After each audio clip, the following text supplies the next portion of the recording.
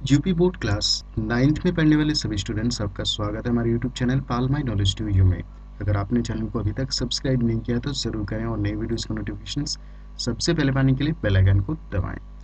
आप इस वीडियो में देख रहे हैं हिंदी काव्य खंड का दूसरा पार्ट पदावली, जो कि मीराबाई की है। और बेसिकली ये दूसरा पार्ट है। अगर आपने इस वीडियो का पहला पार्ट नहीं देखा, इस चैप्टर का पहला पार्ट नहीं देखा, तो आप देख सकते हैं इस चैनल की प्लेलिस्ट से। तो चलिए स्टार्ट करते हैं दूसरी पदावली से। पायो जी मैं तो राम रतन धन पायो, वस्तु अमोलक दीन मेरे सतगुरु, कृपा कर अपनायो। जन्म जन्म की पूंजी पाई, जग में सभी खोबायो। खर्चे नहीं कोई चोर ना लेवे, दिन दिन बढ़त सवायो। सत की नाव खेवटिया, सतगुरु भव सागर तर आयो। मीरा के प्रभु गिरधर नागर, हरख हरख जस गायो। तो सबसे पहले मैं पदावली की संदर्भ में बता देता हूँ आपको। प्रस्तुत पदावली हमारी पाठ्यपुस्तक के काव्य खंड की पदावली शीर्षक से लिया गया है और यह श्री कृष्ण की अनन्य उपासिका मीराबाई द्वारा रचित काव्य मीरा सुधा सिंधु से ली गई है। तो ये बेहद इंपॉर्टेंट है, आप सभी पदावलियों के लिए यही संदर्भ आप यूज करेंगे। प्रसंग मैं बाद में बताऊंगा, क्योंकि प्रसंग जब तक आप इसकी व्याख्या आप नहीं जान लेते तब तक आप इसकी प्रसंग नहीं लिख पाएंगे। तो सबसे पहले इसकी व्याख्या। पायो जी मैं तो राम रतन धन पायो।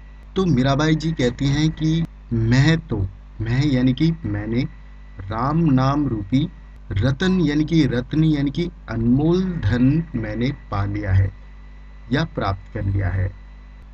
वस्तु अमूलक दी मेरे सतगुरु, और ये वस्तु यानी कि ये अमूल्य रत्न ये मेरे सतगुरु ने दी है या सतगुरु ने प्रदान किया है। कृपा कर अपनाओ, और जिनकी कृपा हुई है उस गुरु की कृपा मानकर इसे मैंने अपना लिया है। जन्म जन्म की पूंजी पाई, ये राम नाम रूपी ये जो अनमोल रत्न है, ये अनमोल रत्न पाकर मुझे ऐसा प्रतीत हो रहा है मानो मैंने जन्म जन्म की या जन्म जन्म का खोया हुआ खजाना मैंने पा लिया है। जग में सभी खो पाए, और ये राम नाम रूपी जो अनमोल रत्न है, इससे पहले जो भी मैंने पाया था वो इस जग में यानी कि भौतिक संसार में कहीं खो गया था।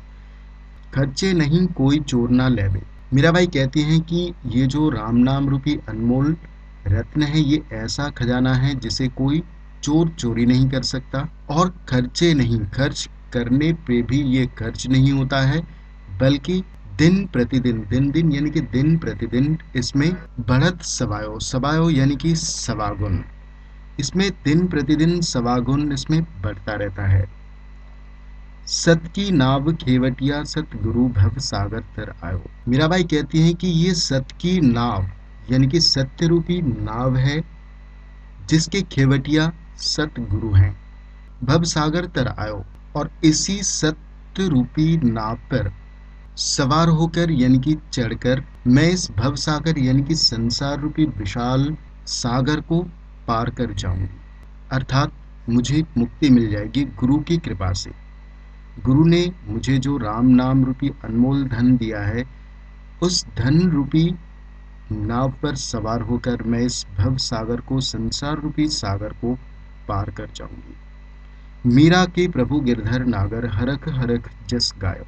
अंत में मीराबाई कहती हैं कि गिरधर गोपाल नागर यानी कि श्री कृष्ण मीरा के प्रभु यानी कि मीरा के स्वामी हैं, मेरे स्वामी हैं। हरक हरक जस गायो, हरक हरक यानी कि हर्ष के साथ मैं सदैव उनके नाम का गुणगान करती रहूंगी। जस गायो यानी कि उनके नाम का गुणगान।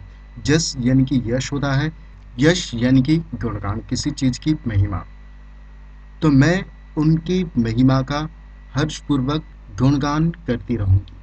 अब देखते हैं प्रसंग। इस प्रसंग में प्रस्तुत पद में श्री कृष्ण के प्रेम में अनंत साधिका जो कि मीराबाई हैं, वो सतगुरु की कृपा प्राप्त होने वाले राम नाम के महत्व तथा ईश्वर के महत्व को बताया है, और उन्होंने ये भी बताया कि राम नाम का क्या महत्व है, राम नाम से वो कैसे भवसागर को तर जाएंगे।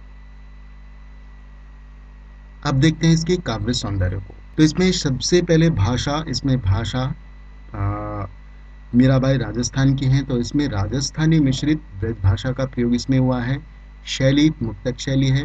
गुण इसमें प्रसाद और माधुरी गुण का प्रयोग इसमें हुआ है। रस इसमें शांत रस है और भक्ति रस है। सो मीराबाई के सभी पदावलियों में लगभग भक्ति रस का प्रयोग इसमें हुआ ही है और शांत रस का प्रयोग हुआ है, क्योंकि इसमें कहीं लड़ाई झगड़ा कुछ भी नहीं है, ना तो हास्य रस है इसमें। इसमें सभी में शांत और भक्ति रस है। तो आप इसे आंख बंद करके आप लिख सकते हैं, रस में भक्ति या शांत रस। छंद देखिए, इसमें गीतात्मक पद हैं, ये सारे गीत के पद हैं। मीराबाई के सभी गीत के पद हैं। ये आपने गाना भी सुना होगा। पायो जी मैं तो राम रतन धन पायो, वस्तु एक अमलोक दी मेरे सतगुरु कृपा कर अपनायो। पायो जी मैं तो राम रतन धन पायो। सो ये गीतात्मक पद हैं। इसमें शब्द शक्ति इसमें अभिधा और लक्षणा है। अलंकार की बात करें तो इसमें रूपक अलंकार है, अनुप्रास अलंकार है और पुनरुक्ति प्रकाश अलंकार है। सो इस वीडियो में दूसरा मैंने पदावली का ट्रांसलेशन यानी कि व्याख्या मैंने इसमें की है। होप ये आपको समझ में आ गया होगा। अगले पार्ट में मैं इसकी तीसरी पदावली की व्याख्या करूंगा। सो मिलते हैं अगले वीडियो में। Thank you.